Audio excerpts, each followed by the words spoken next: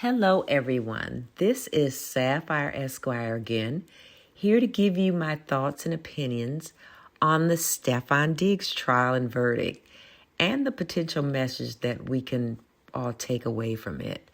In fact, the name of this video is Stefon Diggs Should Learn from This, but Probably Won't. Now, I don't usually like to talk about celebrities, but like I said before, I think there's a bigger message here that we can learn about this. For those of you who don't know, Stefon Diggs is a football player who did play for the New England Patriots. I think he was a wide receiver. In fact, he was actually in the last Super Bowl, and his team lost. He also has an off and on, again, relationship with the rapper Cardi B and has a child with her. And this is where the story of Mr. Diggs kind of goes left. Cardi B isn't his only baby mama. In fact, Mr. Diggs has several baby mamas, with several of these babies being created almost at the same time, or at least days apart. Now, enter the woman who accused him of assaulting her, choking her, I believe it was, and she actually took him to trial. This actually could have cost him his freedom. The woman, I believe her name was Mila Adams, I believe.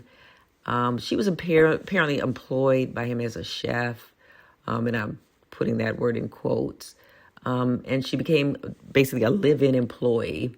And then, yep, you guessed it. Looks like he was entertaining a sexual relationship with her, along with Cardi B and the other baby mamas. Now, apparently, according to her, something happened between Mr. Diggs and the chef. And she alleged there was a dispute over unpaid back wages, and the dispute resulted in him allegedly attacking her and choking her. The trial actually took place. She ultimately filed press charges, and he was arrested and placed on trial. The trial was actually last week, and Stefon Diggs was ultimately found not guilty.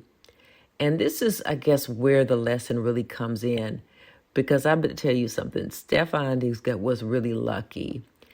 Lucky that his accuser could not articulate her way out of a paper bag. She wouldn't answer questions that were asked. She misrepresented things. She tried to basically bluff her way through her testimony. She may have been one of the stupidest people I've ever seen. She said that she didn't know what Stefon's job was. And when his attorney got her to admit that she had been to some of his football games, she said, well, she really wasn't watching and she didn't understand the rules. This was like basically a stupid woman that was trying to play dumb. And I'm going to tell you something. I have no doubt that the jury hated her. I heard people commenting that on the trial, wondering why this case even went to trial.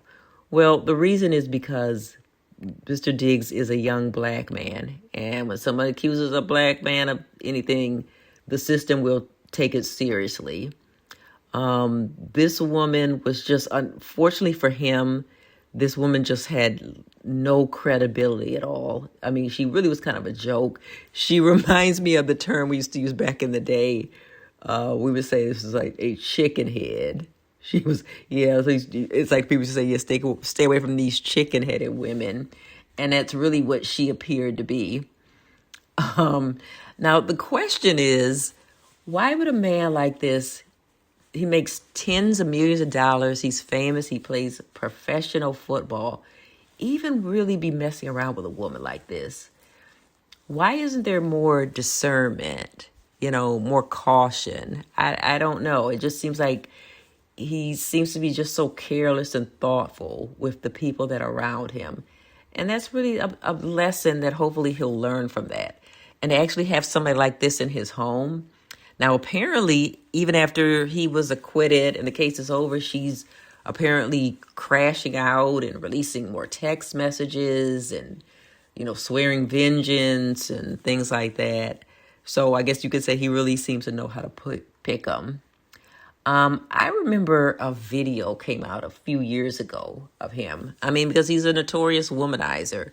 And it was of him on a yacht with several very attractive young ladies. and he appeared to be giving them something. Now, I have no idea what it was. It could have been vitamins or whatever. But I don't know, just the appearance of it was bad. I mean, in these days of Me Too, it just wasn't a good look. And I remember seeing male commentators on podcasts, oh, he's just a young man and he could have fun. And do these people really understand what's going on? I mean, what happens in a few years when these women are no longer, unfortunately, no longer attractive, can't make any money, and they decide, oh yeah, we remember when we were on that yacht with that young man, and start making accusations? It's happened. Remember Bill Cosby? There were women coming out from 30 years ago, literally, saying that he did something to them back in the 70s and raped them and kept drugging them and all that. And he actually ended up going to prison, not specifically for that, but just because of the atmosphere that had been placed around him. I'm not talking about his guilt or innocence or all that, but these things were from 30 or 40 years ago. Who knows? Now, I hope now in the future, Stefon Diggs becomes more serious and thoughtful about how he's living his life. But I'm really not hopeful, because now he is being held by the media and the fans and everything is, a winner. And apparently he's even gotten Cardi B back now. I'm not going to comment on that as much as I want to, because that is getting to be more into gossip. But I just hate to see our young brothers continue to make these same mistakes and put themselves at risk. Stefon, just think about what happened to Jonathan Majors, and he didn't even do anything. Well, that's it for now, guys. Thank you.